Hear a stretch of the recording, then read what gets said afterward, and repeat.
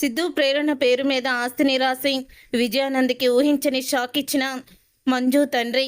అసలు ఇదంతా ఎలా జరగబోతుందనేది ఈ వీడియోలో తెలుసుకుందాం. ప్రేరణ అత్తగారింట్లో అడుగు పెట్టిందని తెలుసుకొని ఘన అలాగే ఈశ్వరి ఇద్దరు కోపంతో రగిలిపోతూ ఉంటారు.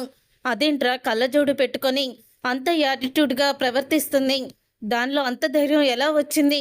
వాళ్ళ అమ్మ గురించి దాని గురించి అందరి ముందు మనం అన్ని మాటలన్నా అస్సలు కూడా మాట్లాడని ఈ ప్రేరణ ఇప్పుడేంటి ఇంత ధైర్యంగా? ఇప్పుడు వరకు ఒక ప్రేరణను చూశారు, ఇప్పుడు నుంచి కొత్త ప్రేరణని చూస్తారు. 2.0 అంటూ మీకు మీకు అంటూ అలాగ సమాధానం చెప్తుంది. దీనిలో ఇంత ధైర్యం ఎక్కడి నుంచి వచ్చింది అని ఈశ్వరి అంటూ ఉంటుంది. అప్పుడే ఇక ఘన అయితే అదేదో మొత్తం మీద పగడ్బందీగా ఏదో ప్లాన్ చేసిందమ్మా, అందుకని అలా మాట్లాడుతుంది అని అంటూ ఉంటాడు. ఘన అయితే నేను వెంటనే అక్కడికి వెళ్ళి మొత్తం ఏం జరుగుతుందో నిజం తెలుసుకుంటాను అని అంటూ ఉంటే, అసలు ఆ ప్రేరణ ఇంట్లోకి రావడానికి ఆ మంజుల ఎలా ఒప్పుకుందో అది ముందు ఆ విజయానందిని ఫోన్ చేసి అడుగు అని అంటూ ఉంటే, అప్పుడే ఇక విజయానంద్కి ఘన అయితే ఫోన్ చేస్తాడు. ఇక ఘన ఫోన్ చెయ్యంగానే విజయానంద్ అయితే అంటూ ఉంటాడు, ఏంటి న్యూస్ నీ దాకా వచ్చిందా, వెంటనే ఫోన్ చేసేసావు అని అడుగుతూ ఉంటాడు. విజయానంద్ అయితే ఘనాని అసలు ఆ ప్రేరణ ఇంట్లోకి ఎలా అడుగు పెట్టింది, తనని ఇంట్లోకి కోడలుగా ఎలా రానిచ్చారు అని అనగానే, కోడలుగా ఎలా రానిచ్చారంటే హారతి ఇచ్చాము, అలాగే అదే టీవీలో గట్ట చూపిస్తారు కదా, బియ్యము తన్ని లోపలికి వచ్చింది, అంతా కూడా బాగానే ఉంది అని అంటూ ఉంటాడు. విజయానంద్ అయితే ఏంటి నేను అడుగుతుంటే జోక్ చేస్తున్నావా నువ్వు అని అడుగుతూ ఉంటాడు. ఘన అయితే మరేంటయ్యా దాన్ని కోడలుగా ఒప్పుకోవాలని మాకేమన్నా ఉందా ఏంటి? నేను కూడా నీకులాగే షాక్లోనే ఉన్నాను, ఇప్పుడు నీతో నేనేం చెప్పగలను, ఫోన్ పెట్టే ముందు అని అంటూ విజయానంద్ అయితే ఫోన్ పెట్టేస్తాడు. అప్పుడు ఇక విజయానంద్ అన్న మాటలకి అంటూ ఉంటాడు. ఘన అయితే ప్రేరణ ఏదో ప్లాన్ చేసి అక్కడికి వెళ్ళిందమ్మా, మొత్తానికి తను ఏదో ప్లాన్ చేసింది అని అంటూ ఉంటాడు. ఘన అయితే ప్లాన్ చేసింది అంటం కాదురా, అసలు అది ఏం చేయబోతుందో తెలుసుకోవాలి. చూసావా మీ నాన్నని ఎంత అలాగా గర్వపడిపోతున్నాడో అని అంటూ ఉంటుంది ఈశ్వరి. ఈయన ఎంత గర్వపడినా అక్కడ కూతుర్ని కూతురుగా ఒప్పుకోలేడు, అటు భార్యని భార్యగా ఒప్పుకోలేడు కదా, మనకది ప్లస్ పాయింటే అని ఘన అయితే అంటూ ఉంటాడు. ఇంతలో ఇక ఇందిర అయితే ప్రేరణకి ఫోన్ చేస్తుంది. ఇక ప్రేరణ ఫోన్ అయితే స్విచ్ ఆఫ్ వస్తూ ఉంటుంది. స్విచ్ ఆఫ్ వస్తూ ఉన్న ప్రేరణ ఫోన్కి ఇక కంగారు పడిపోతూ ఉంటుంది. ఇందిర అయితే ఇదేంటి ప్రేరణ ఫోను స్విచ్ ఆఫ్ వస్తుంది, చెప్పా పెట్టకుండా అక్కడికి వెళ్ళింది, అక్కడ ఏం జరిగిందో ఏంటో అని భయపడిపోతూ ఉంటుంది. అప్పుడే ఇక సిద్ధు గారికి ఫోన్ చెయ్యమ్మా అని ఐశ్వర్య అంటూ ఉంటుంది. అప్పుడే ఇక సిద్ధుకైతే ఫోన్ చేస్తుంది ఇందిర. ఇక ఫోన్ చేసి సిద్ధుతో అంటూ ఉంటుంది, బాబు సిద్ధు, ఎందుకో ప్రేరణ ఫోను స్విచ్ ఆఫ్ వస్తుంది, కొంచెం మా ప్రేరణకి ఫోన్ ఇస్తావా అని అడుగుతూ ఉంటుంది. ఇందిర అయితే అప్పుడే నేను బయటున్నాను ఆంటీ అని అంటూ ఉంటాడు. సిద్ధు అయితే బాబు సిద్ధు, ప్రేరణ ఏదైనా అక్కడ తప్పుగా ప్రవర్తించిందా అని అంటూ ఉంటే, అసలు తనని ఇక్కడికి ఎందుకు పంపించారు మీరు అని అడుగుతూ ఉంటాడు. సిద్ధు అయితే అప్పుడు ఇక ఇందిర అయితే ఏమైంది బాబు, అక్కడ ఏదైనా గొడవ జరిగిందా?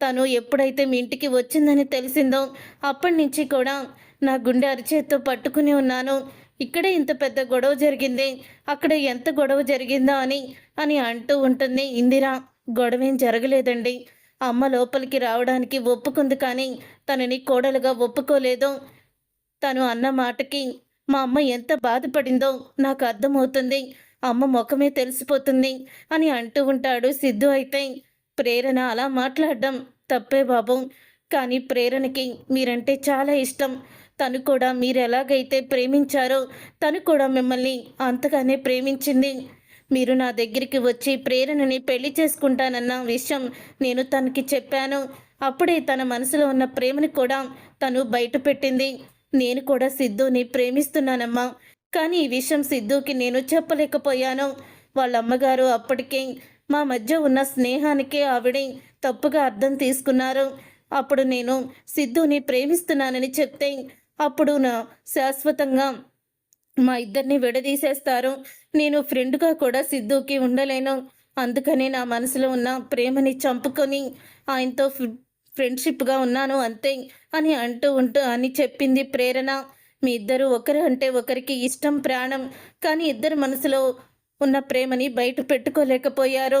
బాబు, ప్రేరణ తొందరపాటులో మీకు బాధని కలిగించవచ్చు ఆ మాట అని, కానీ తన మనసు మాత్రం చాలా మంచిది. నాకన్నా మీకు కూడా ప్రేరణ ఏంటో బాగా తెలుసు. దయచేసి నా కూతుర్ని తప్పు మన్నించి క్షమించండి. అక్కడ తనకి ధైర్యం చెప్పి అండగా నిలబడేది మీరే. మీరే ఎలాగైనా సరే ప్రేరణని సంతోషంగా చూసుకోవాలి. నా భవిష్యత్తు ఇలా అయిపోయింది. నన్ను తాలి కట్టి పిల్లలిద్దరికీ నేను తండ్రిని కాదు, నీకు భర్తని కాదు అని నాకు తాలి కట్టినవాడు నన్ను మోసం చేశాడు. కానీ నా కూతుళ్ళ జీవితం అలా అవ్వకూడదు. దయచేసి నా బాధని అర్థం చేసుకోండి అని అంటూ ఉంటుంది. ఇక ఇందిర అయితే అప్పుడే ఇక సిద్ధు అయితే, మీరు అలా మాట్లాడకండి, మీరేమీ భయపడకండి, నేనున్నాను కదా, నేను చూసుకుంటాను అని సిద్ధు అయితే ఇందిరాతో చెప్తాడు. అప్పుడే ఇక ఇందిర అయితే, చాలు బాబు, మీరు తనకి అండగా ఉన్నానన్న ఒక్క మాట చాలు, నాకు కొండంత ధైర్యం అని ఇందిర అయితే ఫోన్ పెట్టేస్తుంది. తర్వాత ఇక సిద్ధు అయితే ఇక ప్రేరణ గురించి అలా ఆలోచిస్తూ ఉంటాడు. ఇంతలో ప్రేరణ అయితే పూజ గదిలో పూజ చేసేసి వంటగదిలోకి వెళ్ళి వంట కూడా చేస్తుంది. అలాగే కాఫీ పెట్టి కాఫీని తీసుకొని మంజు దగ్గరికైతే వెళ్తుంది. అప్పుడే ఇక మంజు అయితే, అసలు నిన్నెవరు కాఫీ తీసుకురమ్మన్నారు నాకు అని అంటూ కాఫీ కప్పుని అయితే పగల కొట్టేస్తుంది. అప్పుడే ఇక ప్రేరణ అయితే ఆ కాఫీ కప్పుని ఏమి మాట్లాడకుండా ఇక తీస్తుంది. చూడండి అత్తయ్య, మీరు నన్ను కోడలుగా కాకపోయినా ఇంటి పని మనిషిగా అన్నా చూడండి అని అంటూ ఉంటుంది ప్రేరణ. ఇక ఆ మాటకి ఒక్కసారి మంజు అయితే ఇక షాక్ అయిపోయి అలా చూస్తూ ఉండిపోతుంది. అప్పుడు ఇక ప్రేరణ అలా మౌనంగా ఉండడం చూసి ఇక మంజుల అయితే ఎందుకు ఈ ప్రేరణ ఇలా చేస్తుంది అని అనుకుంటూ ఉంటుంది. ఇంతలో ఇక సిద్ధు అయితే ఇంటికి వస్తాడు. ఇంటికి వచ్చిన సిద్ధుతో, ఏవండి శ్రీవారు, రండి భోజనం వడ్డిస్తాను అని అంటూ ఉంటుంది ప్రేరణ. అప్పుడే ఇక సిద్ధు అయితే వాళ్ళ చెల్లిని అయితే పిలుస్తాడు. ఇక వాళ్ళ చెల్లిని పిలిచి అంటూ ఉంటాడు, నాకు భోజనం పెట్టమ్మా అని అనగానే, సరే అన్నయ్య అని అంటూ భోజనం అయితే పెడుతుంది వాళ్ళ అన్నయ్యకి. సిద్ధు వాళ్ళ చెల్లి అయితే అప్పుడే ఇక అంటూ ఉంటాడు విజయానంద్ అక్కడికి వచ్చి, నువ్వేదో ఆశపడి ఇంటికి కోడలు అయిపోయానని ఇంట్లో పెత్తనం చలాయిస్తున్నావు, కానీ ఎవ్వరూ నిన్ను ఇంట్లో మనిషిగానే గుర్తించడం లేదు అని విజయానంద్ అయితే అంటూ ఉంటాడు. మీరు నా మీద అభిమానం చూపిస్తున్నారు కదా మావయ్య గారు, అది చాలు నాకు అని అంటూ ఉంటుంది ప్రేరణ.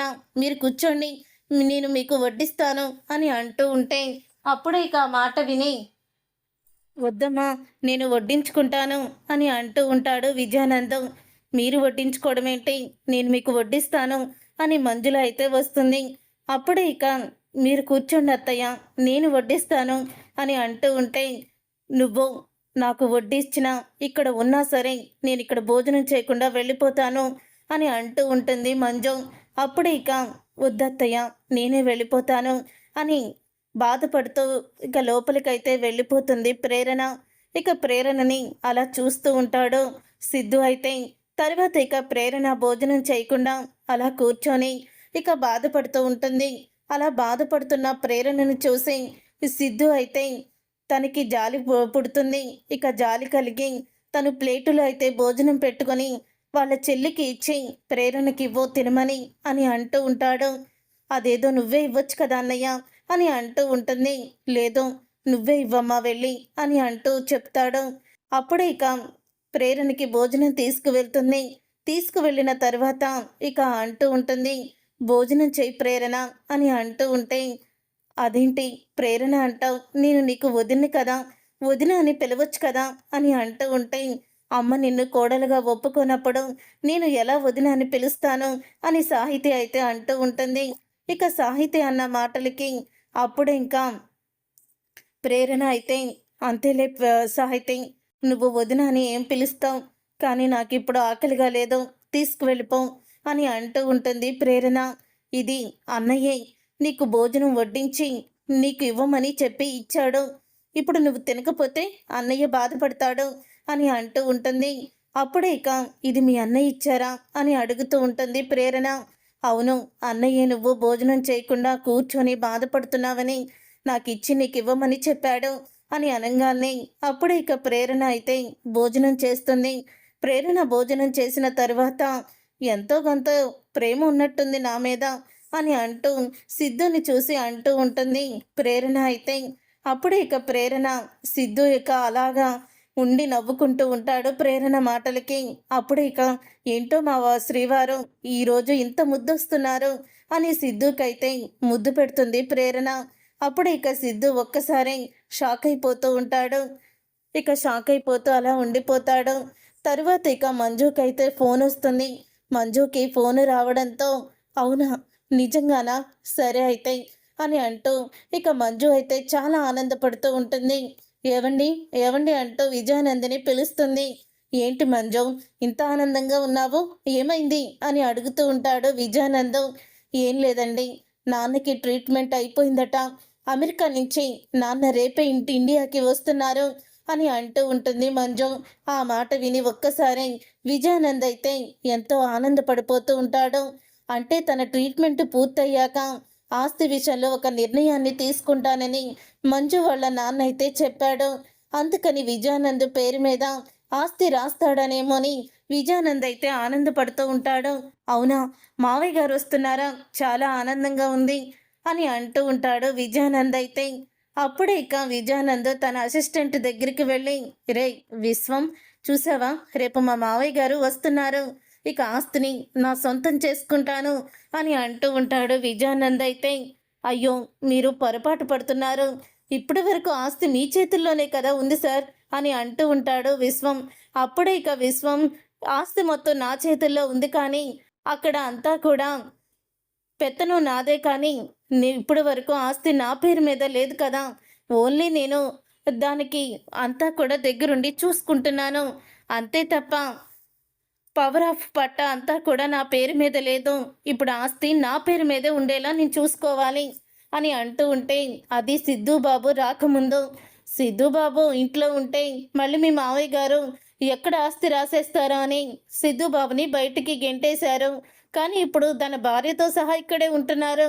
ఇప్పుడు అసలు మీ పేరు మీద ఆస్తి రాస్తాడా పెద్దాయన అని అంటూ ఉంటాడు సెక్రటరీ అయితే.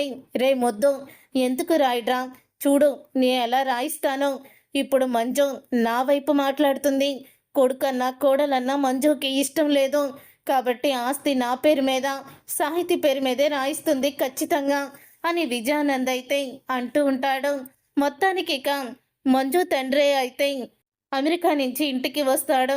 వచ్చిన తరువాత అప్పుడే ఇక సిద్ధుకి పెళ్లి జరిగిందని తెలుసుకొని ఇక మంజు దగ్గర నిజం తెలుసుకొని, అదేంటి మంజు, పెళ్లి చేసుకున్నట్టు నీకెందుకు చెప్పలేదు అని అంటూ ఉంటే, వాడు నా మాట వినడం ఎప్పటి నుంచో మానేశాడు నాన్న అని మంజు బాధపడుతూ ఉంటుంది.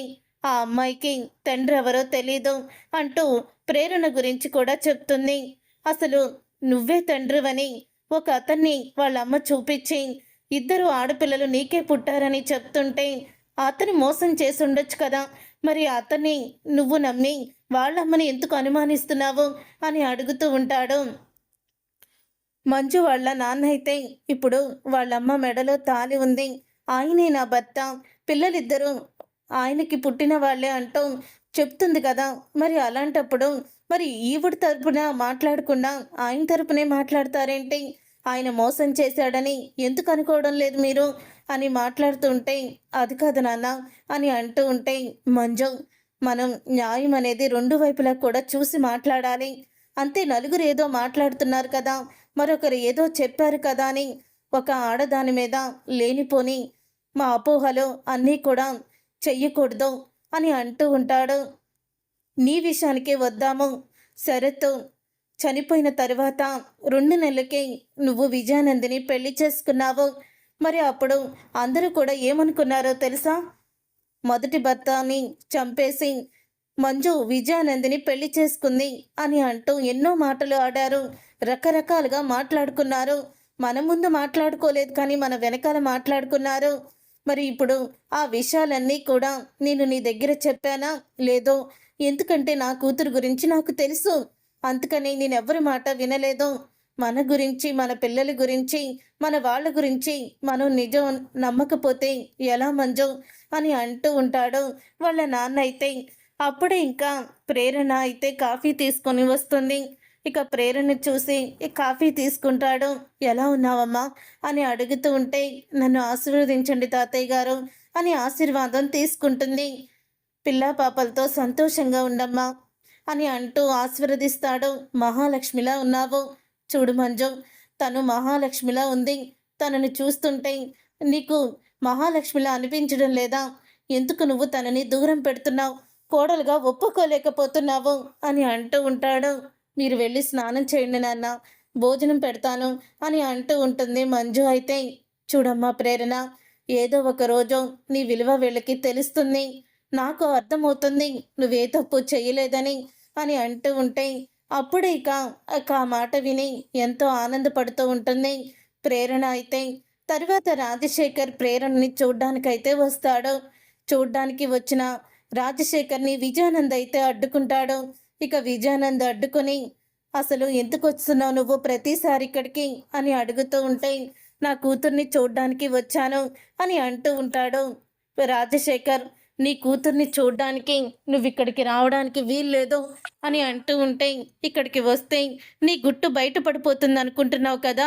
నువ్వే సిద్ధార్థ్ వాళ్ళ నాన్నని చంపావని, ఆస్తి కోసం మళ్ళీ మంజుల గారిని పెళ్లి చేసుకున్నావని నేనే కదా సాక్షిగా ఉండి ఖచ్చితంగా ఏదో ఒక రోజు అందరికీ తెలిసేలా చేస్తాను అని రాజశేఖర్ అయితే నిజాన్ని బయట పెడతాడు.